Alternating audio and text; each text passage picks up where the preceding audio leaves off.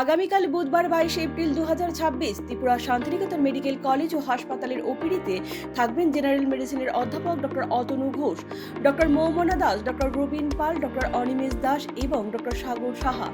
General সার্জারিতে থাকবেন অধ্যাপক ডক্টর দামোদর চ্যাটার্জি, ডক্টর দেবদীপ দেবনাথ এবং ডক্টর নিমানি দে।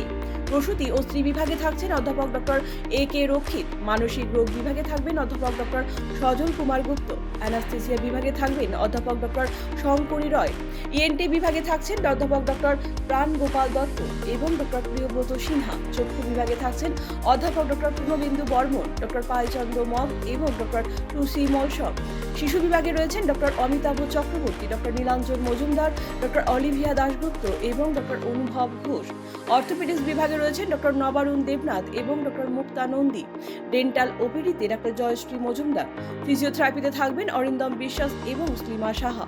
শান্তিনিকেতন মেডিকেল কলেজ ও হাসপাতালে ওপিডির পাশাপাশি আইপিডি বিভাগও চালু রয়েছে। আইপিডি বিভাগে আয়ুষ্মান ভারত পরিষেবার সুযোগও উপলব্ধি রয়েছে। জেনারেল মেডিসিন, জেনারেল সার্জারি ও চোখের চিকিৎসা, এই তিনটি বিভাগে আয়ুষ্মান কার্ডে স্বাস্থ্য পরিষেবা দেওয়া হচ্ছে। আপনার স্বাস্থ্য আমাদের দায়িত্ব। বিশেষজ্ঞ চিকিৎসক, অত্যাধুনিক যন্ত্রপাতি ও উন্নত পরিষেবা মাত্র 10 টাকার বিনিময়ে আপনারা সপ্তাহের সোমবার থেকে শনিবার প্রতিদিন সকাল 9টা থেকে বিকেল 5টা পর্যন্ত এই ওপিডি বিভাগে বিশেষজ্ঞ চিকিৎসকদের কাছ থেকে উন্নত চিকিৎসা পরিষেবা আপনারাও নিতে পারেন।